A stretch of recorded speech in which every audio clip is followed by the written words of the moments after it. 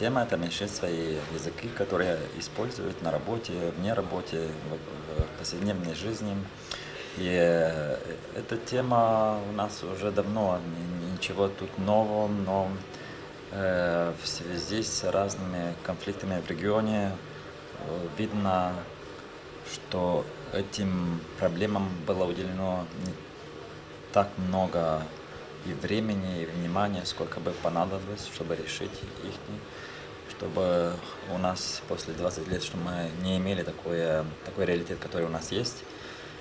И зная все это, и зная и из-за того, что я часто был и делал и интервью и с врачами, и с другими представителями здесь из Камрата, Чедерлунги, из других сел. И эти беседы были как раз о языках и от того, когда, что учили, как они перешли в одно время, когда нужно было всю документацию с русского на румынском или наоборот, сейчас уже и гагаузский нужно, как они все это переносят, все это, как они воспринимают и как они готовятся, чтобы у них было эти возможности. И не только о языках, которые здесь разговариваются, но и иностранные языки, которые тоже очень важны любому врачу или другому, чтобы участвовать на конференции, чтобы выйти за пределами республики. То есть и доступ к большей информации, доступ к другим возможностям. То есть языки имеют очень важную роль.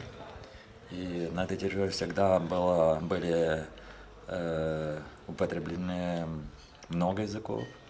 Но это не значит, что если много, так все и говорят на этих языках. То есть каждый случай в отдельности или каждая группа в отдельности надо изучать и узнать, какие проблемы, какие упущения были,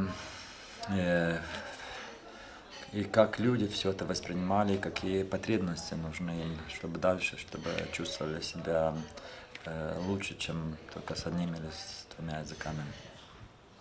И вот у нас появилась из этой реальности здесь такая идея написать такой проект. Мы подали, проект одобрили. Считали, что это очень качественный, очень нужный проект на данном этапе. И так появилась наша идея. И поэтому мы пригласили из Германии участники, из Кишинева, и здесь, с которыми встречусь, чтобы побольше узнать и подумать на будущее, что можно по-другому сделать. Спасибо большое. Эта тема всегда актуальна для Молдовы. Я представляю государственный университет, факультет журналистики и наука о коммуникации.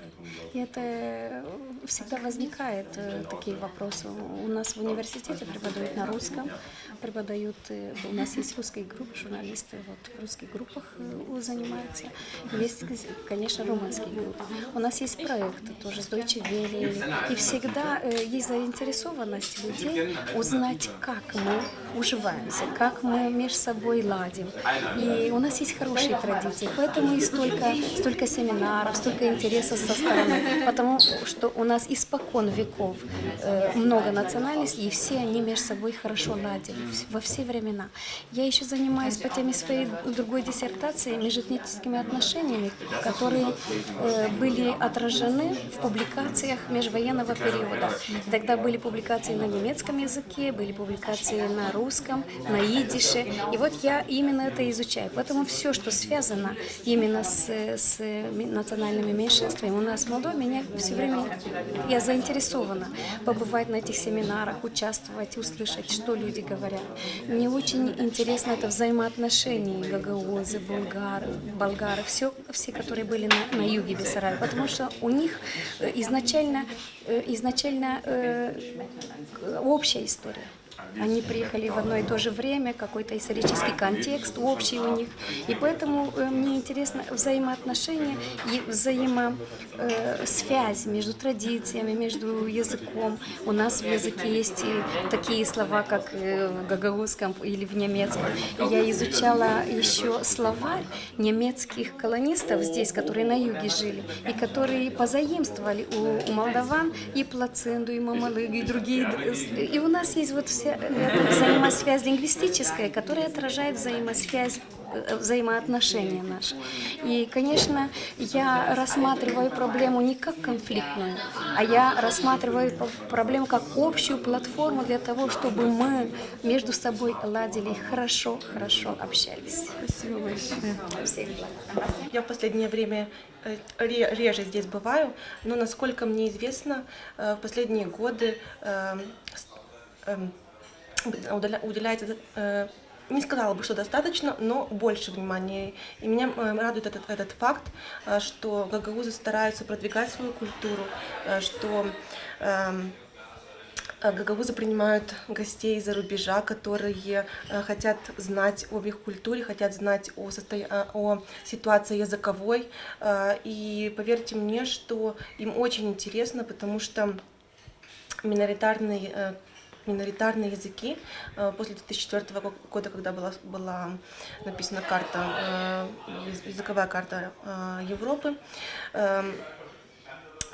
волнуют очень многие страны и волнуют с точки зрения потенциальности возникновения конфликтов здесь.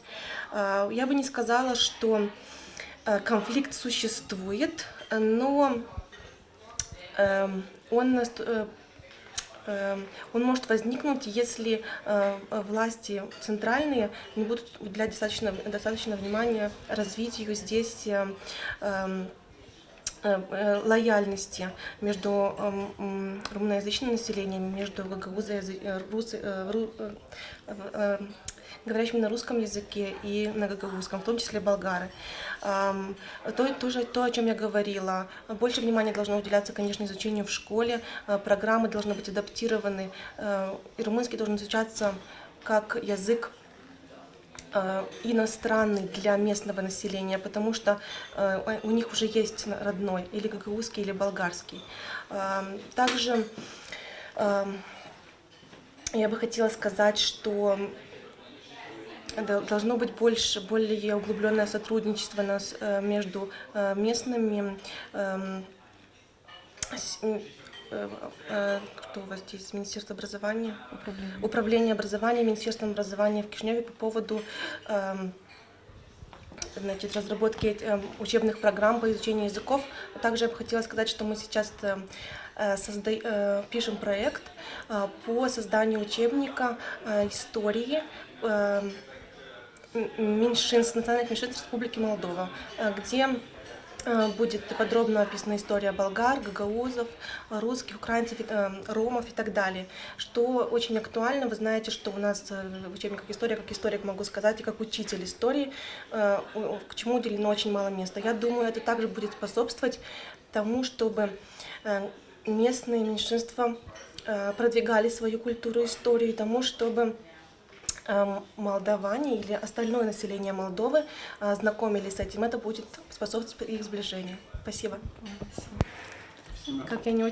Ситуация, которая сложилась в Республике Молдова после независимости, показывает, что, по моему мнению, языковой вопрос является искусственным, и некоторые используют его в политических целях. Именно юг Республики Молдовы может быть взят примером как добрососедских межэтнических отношений. И язык не может являться, опять же, по моему мнению, маркером конфликта. В данном регионе функционирует свободно как русский язык, в селах знают свой родной язык. Ну и, конечно, в последнее время ведется динамичное изучение государственного языка, и государство выделяет на эти все средства и усилия. И также известно, что разрабатываются и программы по интеграции национальных меньшинств в молдавское общество. На данный момент группа, которая изучает лингвистическую ситуацию в Республике Молдова, она поставила собой целью именно проследить, какая на момент сложилась ситуация, и может быть выработать рекомендации по улучшению данной ситуации. Спасибо. Если